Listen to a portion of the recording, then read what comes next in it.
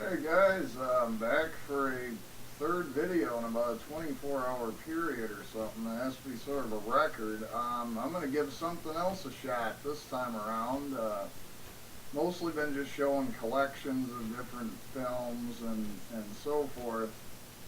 Kind of wanted to start out that way just to give everybody kind of an idea that's new to checking out my channel, some of the stuff I'm into, and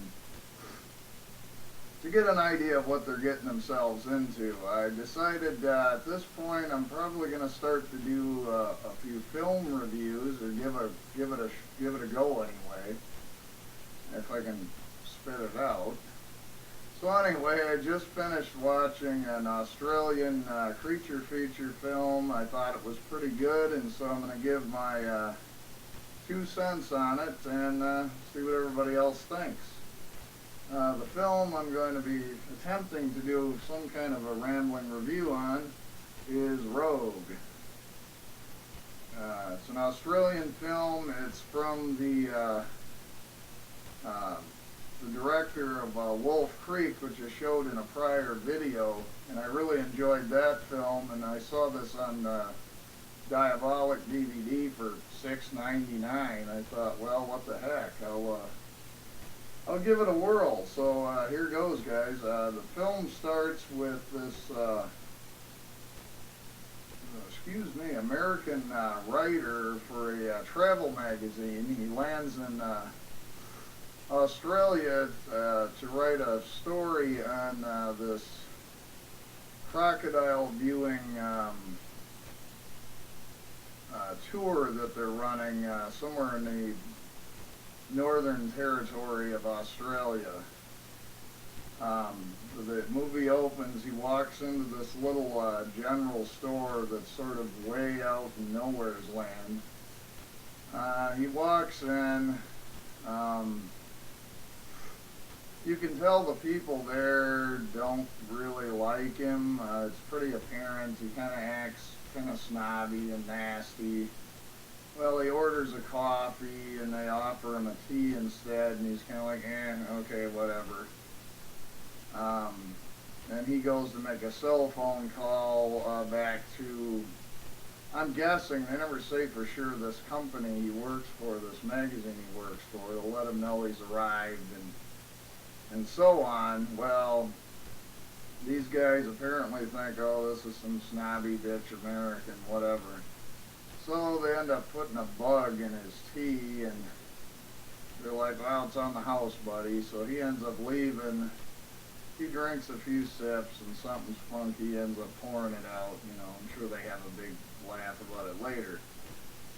The next scene you see him, he arrives at this boat tour that's run by this young blonde gal. It's the gal that was in Silent Hill. But anyway, it's a whole group of people, a couple families. The gal that runs the boat tour has a dog, etc., etc. So anyway, they go on this boat tour. They see some crocodiles. It's pretty cool, and while they're out there, they end up running into, I'm assuming it's this gal that runs the boat tour's ex-boyfriend or something. It's never really explained. But him and his buddy come rolling up in a boat and get in their way and start causing a bunch of trouble. She asks them to leave, blah, blah, blah. Finally, she gets them to leave, and they carry on with the tour. Then she announces, okay, guys, we've finished the tour. We're going to head back. We'll have you all back, by early this afternoon, whatever.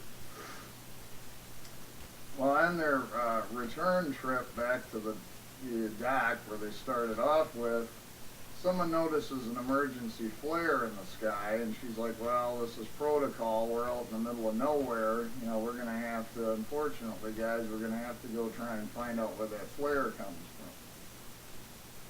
So they go even farther into the outback.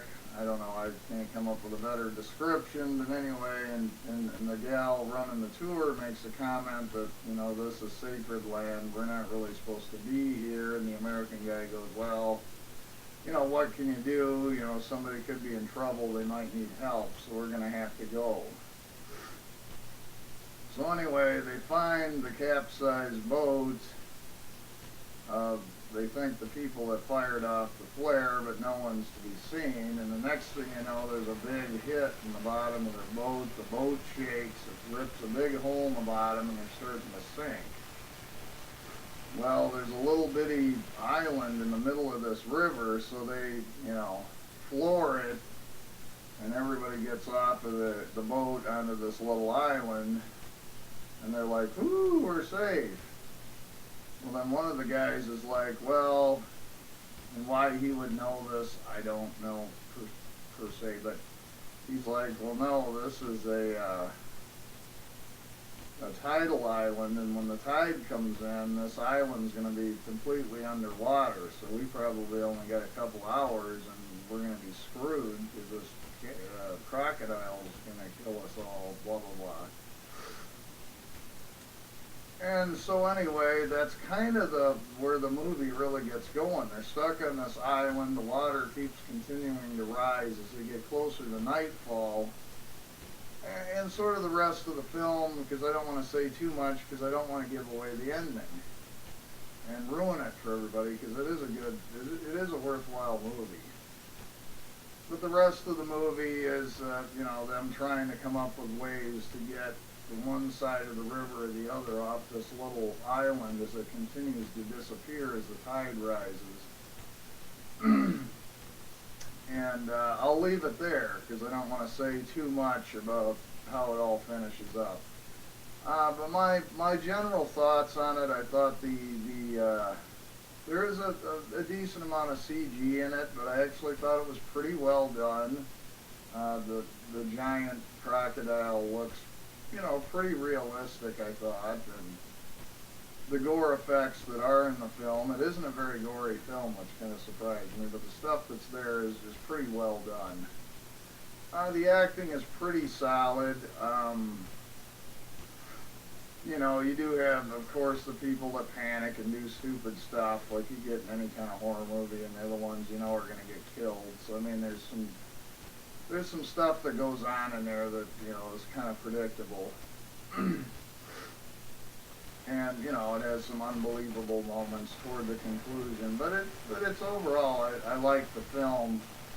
The only kind of nitpick I really had with it, and some people are going to criticize me and say, oh, you're just an oversensitive American, blah, blah, blah.